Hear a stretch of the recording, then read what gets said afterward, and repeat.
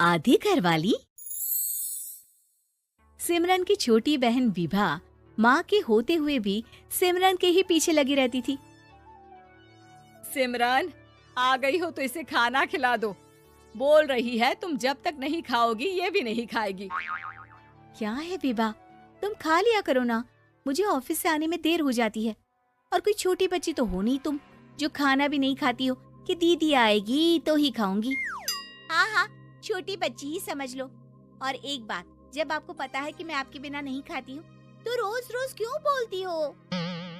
अरे क्या है ये, दोनों बहनें कम माँ बेटी ज्यादा लगती हो। अरे दीदी की शादी हो जाएगी तब क्या करेगी बोल? जब होगी तब की तब देखेंगे। मैं तो दीदी के साथ ही रहूंगी हमेशा। दोनों की शादी ऐसे घर में कर देंगे जहाँ दो भाई हो। खैर, मामला आया गया हो जाता है। एक दिन सिमरन के पापा जब घर आते हैं, तुम लोगों के लिए अच्छी खबर है। वर्मा जी है ना मेरे दोस्त, उन्होंने सिमरन बेटी के लिए रिश्ता बताया है। बहुत अच्छा लड़का है, सिमरन को भी पसंद कर लिया है और कल वो लोग आ रहे हैं सिमरन को देखने अपने घर। सिद्धांत अपने माता पिता के साथ सिमरन को देखने आता है। उसे सिमरन अच्छी लगती है और शादी तय हो जाती है। सिद्धांत की माँ कहती है, अब तो हम लोग ले जाएंगे जल्द ही अपनी सिमरन को यहाँ से। अरे हाँ हाँ, क्यों नहीं, आपकी ही है अब तो हमारी बेटी। दूर खड़ी विभा सब सुन रही होती है।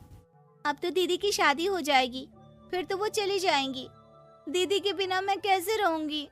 कुछ न कुछ तो करना ही होगा जिससे दीदी की शादी ही ना हो।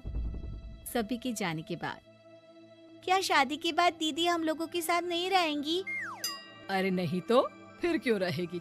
शादी हो जाएगी तो अपने घर चली जाएगी ना। तो मैं भी जाऊंगी उनके साथ, मेरा भी सामान पैक कर देना।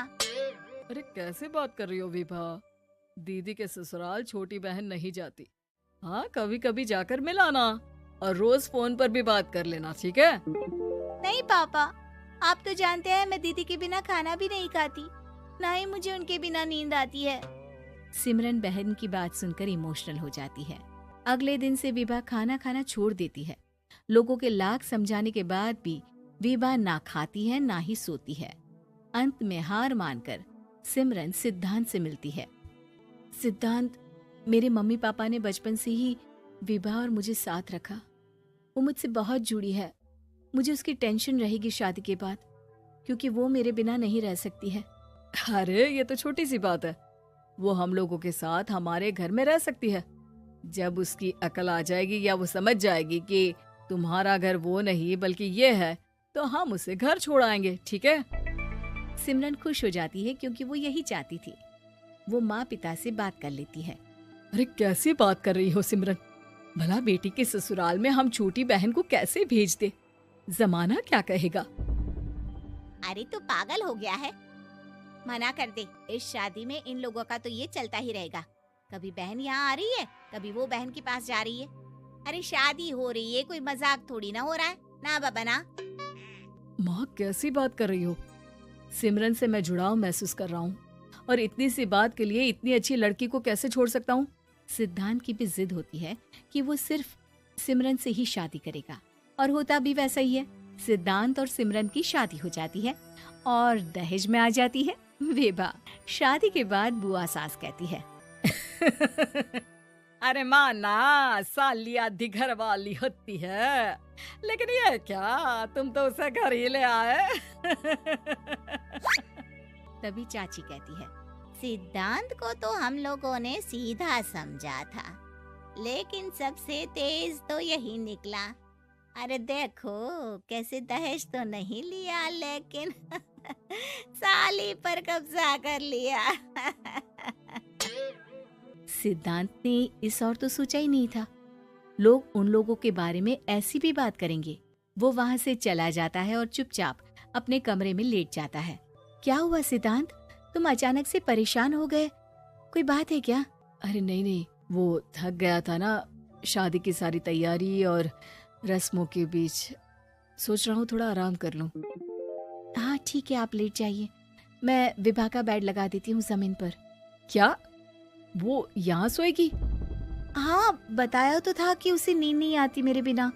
तो तुम आराम से लेटो ऊपर, हम लोग नीचे बिछा लेते हैं। अरे नहीं नहीं, तुम दोनों आराम से लेटो ऊपर, मैं माँ पापा के रूम में जा रहा हूँ। सिद्धांत वहाँ से दूसरे कमरे में चला जाता है, जहाँ सिद्धांत के पिता उससे कहते हैं, क्या बात है बेटा, तू उस कमरे में क्यों नहीं सो रहा? बहू से लड़ाई हो गई है क्या शादी के पहले दिन ही? अब नहीं पापा, वो दोनों बहनों को बात करनी थी और मुझे नींद आ रही है, तो मैं यहाँ सोने चला आया। अगले दिन सिद्धांत तैयार होकर ऑफिस जाता है। ऑफिस में लंच के वक्त दोस्त कहता है, क्या बात है सिद्धांत, इतना सारा खाना एक ही दिन में? हाँ यार, वो सिमरन को खाना बनाने का शौक है तो उसी ने बनाया है। यार हम लोगों की तो सिर्फ एक ही बीवी है, इसकी तो दो है ना। सिद्धांत को गुस्सा आ जाता है। कैसी बात कर रहा है तू? अरे तू तो भाग्यशाली है जो बीवी के साथ साथ साली भी आ गई। अरे साली लोगों की तो आधी घरवाली होती है, तुझे तो पूरी की पूरी मिल गई। सिद्धांत का पारा अब 7वें आसमान में पहुंच जाता है। वो खड़ा होकर उस लड़के से लड़ने लगता है। हाँ, मेरी शादी में मेरी बीवी के साथ मेरी साली भी आई है, ये सच है, लेकिन सिर्फ कुछ समय के लिए, क्योंकि उसने सिमरन को बचपन से ही माँ की तरह देखा और यूं अचानक वो सिमरन से अलग नहीं रह सकती थी। इसलिए सोचो, अगर मेरी बीवी उसके लिए माँ का स्थान रखती है तो मेरा दर्जा क्या हुआ?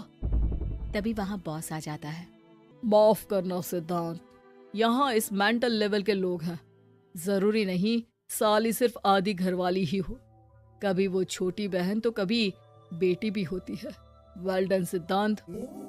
सिद्धांत को अब ऑफिस में कोई कुछ नहीं कहता, लेकिन आस पड़ोस का वो तो वही हाल रहता है। सिद्धांत ऑफिस से घर की ओर आ रहा होता है कि रास्ते में उसे अपनी कॉलोनी का दोस्त मिल जाता है। क्या बात है, चेहरे की चमक बता रही है, शादी से बड़ा खुश है तू, क्यों? हाँ यार, अच्छी लड़की और अच्छा परिवार मिलना कहाँ होता है जल्दी आजकल। यार हमें भी दिला देना ऐसा परिवार जहाँ एक के साथ एक फ्री की स्कीम चल रही हो। सिद्धांत को फिर गुस्सा आ जाता है। वो दोस्त को मारने के लिए हाथ उठाता ही है कि वहाँ विभा आ जाती है।